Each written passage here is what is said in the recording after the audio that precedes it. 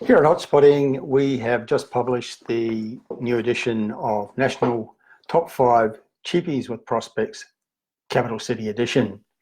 And you'll find, if you get a copy of that, as you should, that not too many locations in Sydney or Melbourne feature. No longer many locations in the two biggest cities that we would call cheapies. But one location that does feature quite prominently in the new edition of Cheapies with Prospects City Edition is Brisbane. And I note that an increasing number of major name forecasters are predicting that Brisbane's going to lead on capital growth in the next couple of years. One of those is BIS Oxford Economics, which regularly publishes reports which make predictions about what's going to happen with residential property prices over the next 3 years in the major cities, the capital cities around Australia. Their latest report, which came out just in the last week, is suggesting that Brisbane is going to lead the capital cities on price growth for houses over the next 3 years by quite a wide margin, according to their predictions. Their forecasts are suggesting that the median house price for the Brisbane metropolitan area is going to grow from about $550,000 now to $665,000 in 3 years' time. So that'll be growth of about $115,000. You buy the median priced house in Brisbane today, in 3 years' time, you will have made $115,000 in capital growth, according to this forecast. It notes that Brisbane hasn't had much in the way of price growth in the last few years, largely caused by a fairly weak Queensland economy and a high level of dwelling supply. And I assume they're referring there primarily to the oversupply of inner city apartments that has been one of the factors that's dampened down the Brisbane market over the last several years, during which Sydney and Melbourne have been so strong. Now, lots of people have predicted big growth for Brisbane over, say, the last 5 years. I think there are many of the forecasters who didn't think too deeply about it, merely assumed that because Sydney and then Melbourne were booming, that Brisbane would follow suit. Well, it just doesn't work that way in real estate. Markets rise for specific reasons, and they don't just follow one another. There's no such thing as a national property market. We don't have one scenario playing out across the country at any point in time. It all arises out of the local economy. As far as I'm concerned, that's what my experience and research over the years has told me. Sydney and Melbourne have had by far the strongest economies in the country, and out of those come their very strong property markets until recently. Not just strong economies, population growth has been strong, particularly from overseas migration. And I think the biggest single factor driving all of that has been the very big spending on infrastructure, particularly transport infrastructure. All of those things have been missing in Brisbane. They haven't had a particularly strong economy. Population growth has been somewhat muted, particularly compared to historical standards, and the infrastructure spend has been almost non-existent while it's been so high in Sydney and Melbourne. Very little has been spent in Brisbane. But all of those things are changing. Now, we note also that in the last few days, CommSec has published its latest edition of the State of the States report. And this is something I'm always interested in, because I do believe that real estate markets arise out of what's happening with the local economy.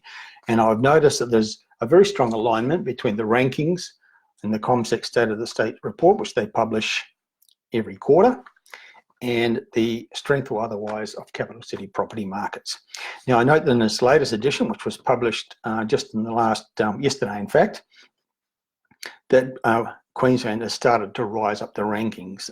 CommSec in previous editions has noted there's been gradual improvement in the Queensland economy, the various criteria by which it ranks the state and territory economies, and that finally Queensland has responded to that by moving up the rankings. It's now in fifth spot. It's still behind New South Wales, Victoria, ACT and Tasmania, but it's starting to rise.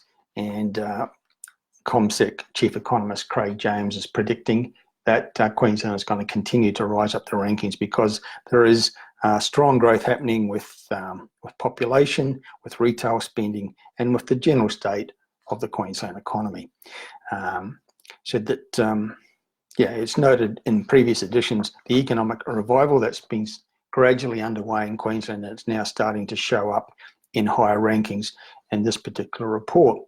So out of that, I expect to see improved performance in the Brisbane property market, taken in conjunction with some other factors. Vacancies have come down quite markedly in the last few years, and as a consequence of that, we're starting to see a return to growth in rentals in Brisbane. That's often a precursor to strong growth in prices. Very often we see first a significant increase in residential rentals, and prices will follow on from that. We saw that in Sydney in the lead up to the Sydney boom, which started about 2013.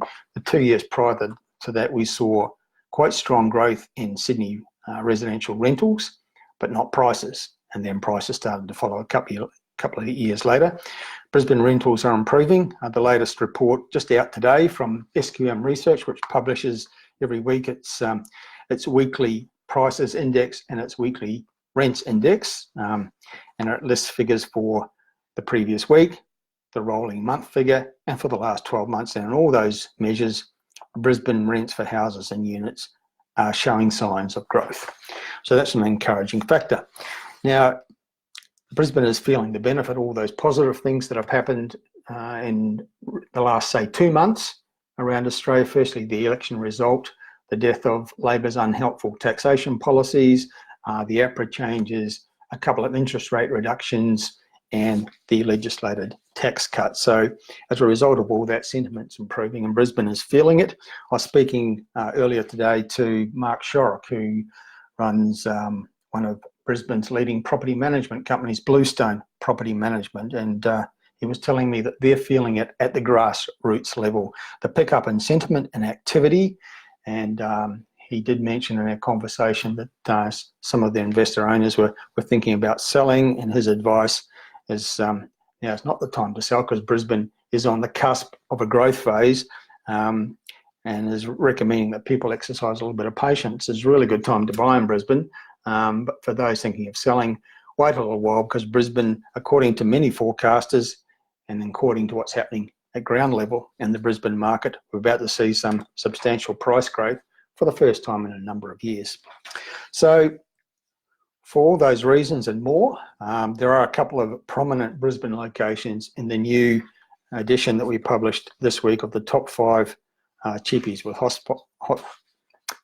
prospects hotspots, the city edition. And next week we'll publish the regional edition, but this week it's the turn of the capital city locations that we think have the best prospects for people to buy well and get good growth and rental returns in the capital cities. Brisbane features prominently because it does offer a very high level of affordability, particularly in comparison to Sydney and Melbourne, and also Canberra.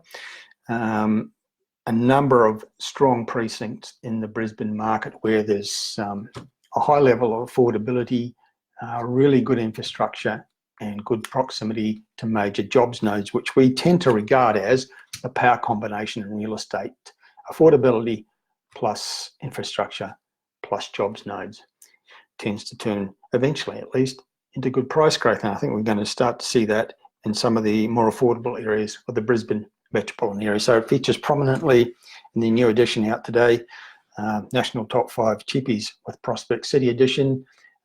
Get yourself a copy, go to the Hotspotting website, and on the homepage you'll see on the menu bar Investors. That's where you'll find this particular report that's been newly uploaded this week, and outlines the areas in the capital cities of Australia that we think are the best prospects for people to buy well, with prospects for future growth. Sydney and Melbourne don't feature. Some of the smaller capital cities like Brisbane do. So that's Hotspot of the Week for this week. We're talking about Brisbane. We think it's a good time to be focusing on Brisbane for all sorts of reasons, as I've just outlined. That's it for now. Let's talk again soon.